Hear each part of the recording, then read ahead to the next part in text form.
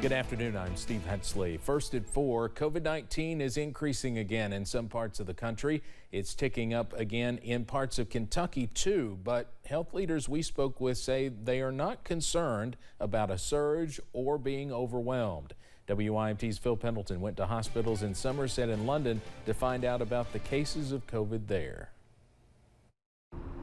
About a month ago, Laurel County was seeing about 16 to 18 cases of COVID-19 a week. Now it's about 35 to 40. Cases are increasing, but health leaders say that it's nothing to be alarmed about.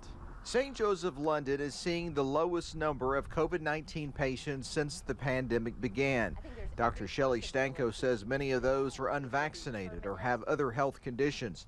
Somerset's hospital has no COVID patients currently, and its chief operating officer says he can't remember the last time they did have one. There's no way to anticipate what's going to happen in the coming weeks.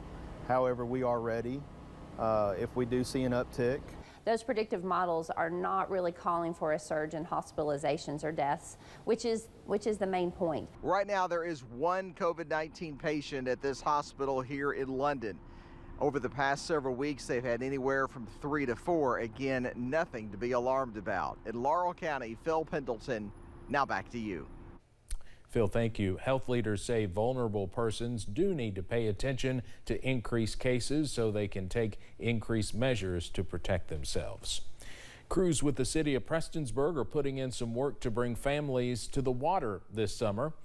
The Dewey Lagoon is coming soon, as crews plan to add 250 tons of sand, a water obstacle course, and more to bring a little life back to the boat ramp area on Dewey Lake. It's a project that's been years in the making, revitalizing the former pool area at Jenny Wiley State Resort Park. People can come out and have fun and adventure, from just relaxing fun and hanging out and building sandcastles all the way to getting out that energy that parents know comes around when summertime hits. The new attraction is expected to open for Memorial Day. We'll have more about those plans coming up at 6.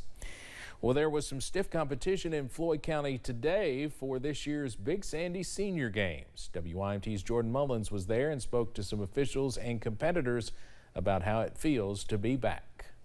Seniors in the Big Sandy came out to Dewey Dam in Floyd County today to take part in the 35th annual Big Sandy Senior Games. Seniors from Pike, Floyd, Johnson, Martin, and Magoffin counties came out to compete in several events for a chance to win gold. After the event was canceled in 2020 and 2021 due to the pandemic, officials say it is wonderful to be back together once again. They're so happy to be here and to get to see each other and just be outside. And a lot of them don't get to see each other from different centers. Like if you have somebody in Magoffin County and then you got Pike County, this may be the only time they see each other, one time a year. Hall also said there were several new additions to the games this year, including archery and mini golf. In Floyd County, Jordan Mullins, WYMT Mountain News. Thank you, Jordan. This year's Big Sandy Senior Games are also in remembrance of a longtime volunteer, Steve Jones, who retired in 2020 and died in March of this year.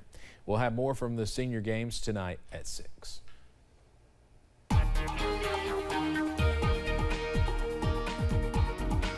Well, it was a rather toasty morning in Prestonsburg today. It's gotten only hotter as we've gone through the daytime hours, but I will say this. The good news, no thunderstorms to deal with today. Thank goodness, right?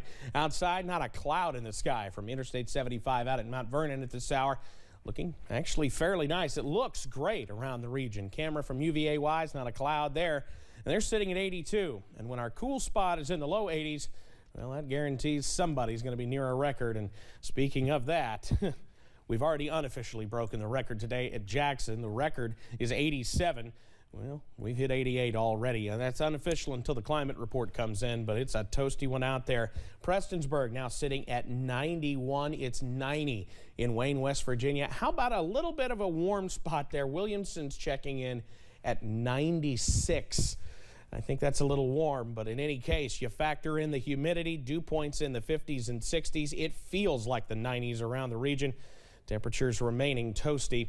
But the good news, like I said, you got to go out east. Tornado watch. How about that for portions of the Philadelphia metro area? Nothing we have to worry about. Keep that WYMT weather app handy, though. We'll show you we'll cool down into the 80s as we finish things out tonight, and eventually only into the low 70s by the time we wake up on our Saturday morning. And speaking of our Saturday morning, we could reintroduce some shower chances as we head into the weekend. Details on that coming up in just a few minutes. Steve? All right, Evan, thank you. As the battle for Ukraine continues, the U.S. Senate approves a $40 billion emergency aid package for the country. That bill is on the way to South Korea, where President Joe Biden will sign it during his first trip to Asia. Chris Nugent explains how the new funding could impact the fight. The battle rages on as Russia's deadly assault of Ukraine enters week 13. With every village or hamlet they take, the Ukrainians take one or two back. And so it's a very, very active, kinetic fight. Meanwhile, Ukrainian President Volodymyr Zelensky is accusing Russia of a deliberate and criminal attempt to kill as many Ukrainians as possible after a deadly Russian missile strike on a village in Chernihiv in northern Ukraine. Zelensky says the fight is particularly fierce in the east. The armed forces of Ukraine continue the liberation of the Kharkiv region. But in Donbas, the occupiers are trying to increase pressure. Russia claims almost 2,000 Ukrainian soldiers have surrendered at the Azovstal steel plant in Mariupol, which became a symbol of Ukrainian resistance in an otherwise Russian-occupied city. The wife of a Ukrainian fighter says they've had limited contact. Now they are on their way from hell to hell. Every inch of this path is deadly. Thursday, the U.S. Senate approved a $40 billion aid package to Ukraine. The legislation includes funding to assist Ukrainian forces and will help replenish U.S. equipment that has been sent to the country. The bill will also bolster funding for refugee assistance, including housing, medical and trauma support, and English language instruction for Ukrainians fleeing the country. Anyone concerned about the cost of supporting a Ukrainian victory should consider the much larger cost should Ukraine lose. In Washington, I'm Chris Wynn. The man accused of killing a popular high school teacher in Georgia has been found not guilty of murder by a jury. Ryan Duke had reportedly told investigators he killed Tara Grinstead and helped burn her body. But when he took the witness stand during his trial, he insisted he was innocent and that it was his friend who had killed her. The jury acquitted Duke of malice murder, felony murder, aggravated assault, and burglary, but found him guilty of concealing a death.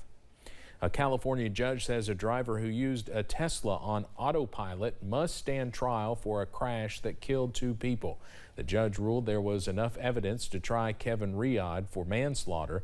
Riyad pleaded not guilty. Prosecutors say Riyad's Tesla Model S collided with another car at 74 miles per hour after running a red light. The case is believed to be the first felony prosecution in the U.S. against a driver using a partially automated driving system. SpaceX and Tesla CEO Elon Musk met with Brazilian President Jair Bolsonaro to discuss using SpaceX satellite technology to provide internet access to rural schools and to fight illegal deforestation. Bolsonaro said Musk's bid to buy Twitter, which he's put on hold, is a breath of hope. Bolsonaro called Musk a protector of freedom. The meeting comes one day after Business Insider reported SpaceX paid a $250,000 settlement in 2018 to a SpaceX flight attendant who accused Musk of sexual harassment. He denied the sexual harassment claims in a series of tweets early this morning. President Biden is expected to sign a bill the Senate approved Thursday that gives low-income families who are struggling to find baby formula more options. The formula shortage was caused in large part by the shutdown of the nation's largest formula plant in February because of safety concerns. The FDA says Abbott's Michigan facility is expected to be up and running again soon. In the meantime, shipments are on their way from Europe. Officials with the Medical University of South Carolina said there are 4 babies at Shawn Jenkins Children's Hospital being treated currently because of issues related to the shortage of baby formula. 3 babies had to go to the hospital because they have intolerances or allergies because their parents have not been able to find formulas that work for them. But one of the babies had to be sent to the hospital because it was given a homemade formula. This is why we have baby formulas as an alternative to breast milk, right? Because these milk alternatives are not suited for infants. They're lacking in a lot of different carbohydrates and protein and fat, as well as vitamins and minerals, and some on the opposite spectrum provide too much of it. Fogg says babies receiving alternative formulas, such as the other 3 admitted to the hospital, may be throwing up or not growing because they are not tolerating the alternative. Let's head over to Wall Street now on this Friday. The Dow closes up today more than 8 points. We'll have more financial news in our next half hour. Go straight ahead here on First at 4. A 94-year-old Florida man is making history today. What led to his accomplishment? Next. And the heat sticks around into tomorrow as we reintroduce storm chances to the region. The very latest on the possibility for some of those rumblers coming up next.